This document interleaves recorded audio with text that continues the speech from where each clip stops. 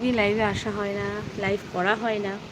আর সবথেকে বড় কথা মানে প্রত্যেক ভিডিওতেই আর কি অরিজিনাল ভয়েস দিয়ে ভিডিও করতে হবে, কন্টেন্ট নিজস্ব থাকতে হবে।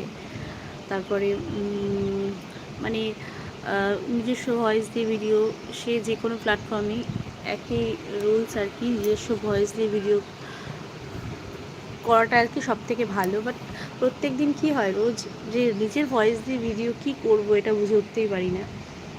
আর প্রত্যেক দিনের তো ভিডিও করাও সম্ভব হয়ে ওঠে না, তার কারণ সব সময় তো আর ব্লগ মানে শ্যুট করা হয় না, বা সেটা এডিট করাও হয় না, আপলোড করা। ব্লগিং তো অনেক দিন করা হয় না, প্রায় অনেক দিনই করা হয় না বললেই চলে। ওই যে সময় হয়ে ওঠে না।